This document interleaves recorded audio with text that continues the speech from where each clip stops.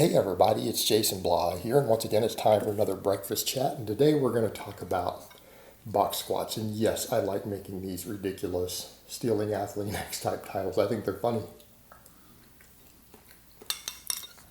And a lot of people think they're funny too. Now, speaking of something else, like I said yesterday, a lot of trolls are really upset. And I'm making a lot of videos, more videos. But and they're like, oh, you're desperate for money. Well, it's like, yes, I like making money. Am I desperate for money? No. My coaching business is doing the best it has ever done. I can say beyond a shadow of a doubt, I am making more money every month right now than I ever have at any point in my entire life. Like hands down, straight up. But why not make a little bit more? People enjoy the extra videos, right? People enjoy the extra videos. They're watching them. My channel just gained subscribers finally. It's been sitting at 110,000 subscribers for a couple of years. It's up to 111,000. People are subscribing, they're watching, they're enjoying it. More people have been applying for coaching.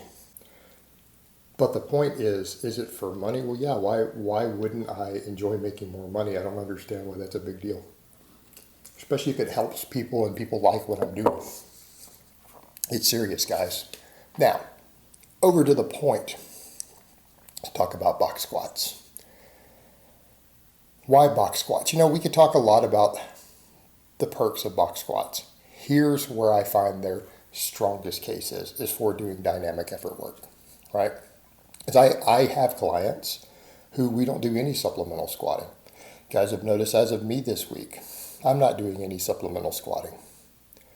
I'm doing some maxes off the boxes and I'm doing speed squats. And we do speed squats off of a box. It makes sense. If we're going to do speed work, our goal is compensatory acceleration, right? Our goal is compensatory acceleration. It's to develop rate of force production. When we look at studies that have looked at the different squat styles at a university, they have found that box squats have the highest rate of force production, right? They're also very easy to recover from. And the posterior chain involvement is tremendous. Training the box squat teaches you how to squat in such a way that you can involve the posterior chain more when you squat. And let's be realistic here. What do you need to do if you want to build the biggest squat possible? You need to use the glutes and the adductors, right? That's your big secret. And in fact, I've seen some really good coaches out there even mention that. They're like, well, squats aren't even that amazing of a quad exercise. And I'm not saying we can't get big quad squatting. We absolutely can.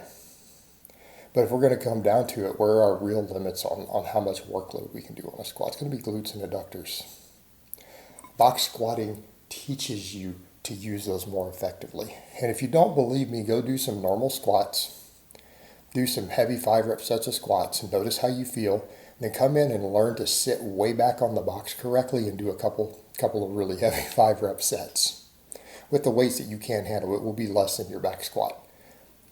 What you're going to feel like in your lower glute, upper adductor area, all of that is going to be tremendously different if you do them correctly. I'm not talking about where you let your knees slide past your toes. I'm talking about where we sit back. When we sit back, and that is the easiest on your knees. I'm not saying that your knees sliding forward is automatically going to hurt you, because it's not. You're not going to get injured just because you do it. But if we start looking at wear and tear, inflammation, things like that, your knees tend to feel a lot better when you don't do that. You do get a lot more tendon inflammation when you have knee slide on squatting. Every lifter who does it notices it. Anyone who goes over to box squats admits, okay, it's true. It does get almost no inflammation there when you do it correctly, especially if you've been getting inflamed doing it the other way. So from a recovery perspective, it's easier.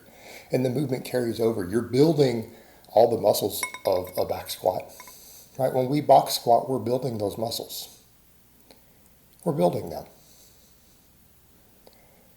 But it teaches us to use more posterior chain. It teaches us to explode harder. And it does so in a way that's easier on recovery because it, number one, reduces axial loading a bit because we cannot handle the same weights. We're working the same amount of muscle mass, but we're forced to use a lighter weight. Teaches us to explode more. It's easier on the tendons around the knees, right? They don't get as inflamed. They recover faster. But again, we can come over and we can do speed work with it. It is more effective for doing dynamic effort work. And that speed work will help build your squat. It'll help build your squat, absolutely. And it'll build your overall power. Also, the box squats tend to carry over better to deadlifting, right? Most people understand that the squat is technically a supplemental lift to deadlifts. The box squats are even better. Even more so, they carry over even better to sumo pulling, right? It's one of the things you guys have noticed with me. I was decently strong at sumo at one point. I quit when I haven't been box squatting. I can't sumo. It goes away. Tremendous tool for it. And the speed boxes are really a tremendous tool for it. Plus, it lets us fine-tune our height for whatever we're trying to do. If we're trying to change what we're doing in the strength curve, the ability to use a box lets us determine our exact depth and height consistently for training purposes. So if we need to train the strength curve differently, rather than say, well, I'm going to just attempt to hit a parallel squat versus a really deep squat, a full squat, whatever you're trying to do, right? You're still doing guesswork on that. When we have a box, we can control it perfectly over and over and over and over. So let's say you do 10 doubles on the speed boxes, right? That's 10 sets where you control it consistently over and over and over. It has that degree of consistency. And as far as rep work and things go, I'm not as big of a fan. I don't feel like we get phenomenal rep work off of the box squat, right?